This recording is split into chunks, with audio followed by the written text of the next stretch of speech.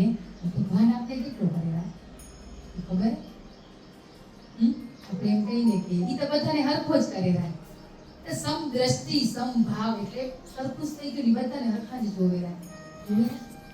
આશ્રમમાં સંત બેઠા એટલા નિસ્વાર્થ ભાવે, કોઈ સ્વાર્થ નહીં. અત્યારે સંતો ગણાય છે સ્વાર્થ વાળા છે, કળિયુગમાં બધું મળે પણ એ એટલા બધા બાળકોને ભણાવે, એટલા દિનચર્યામાં મસ્ત મશગુલ રહે. એટલા એક દિવસ શેર ભ્રમણ કરવા માટે નીકળ્યા, જતા રસ્તામાં નજીક પહોંચ્યા ને તે વ્યક્તિ દેખાણો દેખાતો દેવનો દૂતે, યમનો નહીં દેવનો દૂતે. યમના તો આ શક્તિ હોય જોઈએ કે એનો દૂતે, આપણે તો માણસને નથી ઓળખી શકતા, પણ એની દ્રષ્ટિ એવી હતી કે આ દેવના દૂત અહીંયા ફરે રાખે. ચલો મુલાકાત કરું, મુલાકાત કરી કે તમે અહીંયા કામ ફરો રાખે, તમે મને ઓળખી ગયા કે?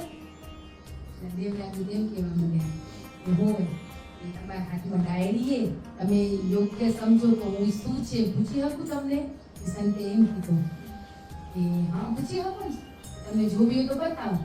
હવે જોવું તો કરો પણ છે શું કે જેને ભગવાન પ્રેમ કરેલા એના નામ લખ્યા, એના નામ લખ્યા કે તમને જોઈએ કે હોય.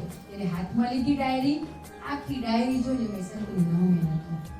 બોલો નામ નથી જગ્યાએ આપણે હોત તો શું કરત? ત્યાંથી હટી જાત. એકવાર વિચાર આવે કે આટલી હું ભક્તિ કરું રહો, આટલું કરું રહો, તોય મારું નામ નથી. નામ નથી, ડાયરી થઈ ગઈ તો એની મસ્ત બોજમાં નીકળી ગયા ઘરે બહાર હોય ને આશ્રમમાં બધા બાળકો એને જ્ઞાન આપે, એની દિનચર્યા ચાલુ થઈ ગઈ. ચાલુ કરી વળી સવાર પડી, સવારે બધું કામ કરી વળી શેર કરવા ગયા ને ઘરે દેવના દૂત દેખાયા. દેવના દૂત આવ્યા, હાથમાં ડાયરી હતી. એમાં પૂછવું એ નથી ડાયરી, મને જોઈને શું કરવું? એ જવા માંડ્યા છે દેવના દૂત કે તમે ડાયરી જોવી નથી કે તમે કોરાથી જોઈ લો કે? ડાયરી લીધી ને પેલું જ નામ એનું, ગઈ વાર કાલની ડાયરીમાં નામ નથી, આજ પેલું જ નામ, એટલે સમજવું શું કે?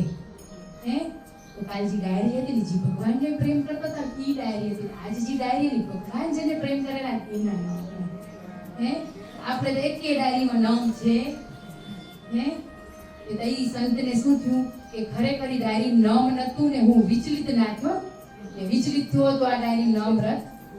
આપણે તો તરત વિચલિત થતા ને, બસ મારે પણ તારી યાદીમાં નામ રાખજે કે તારી યાદીમાં નામ રાખજે.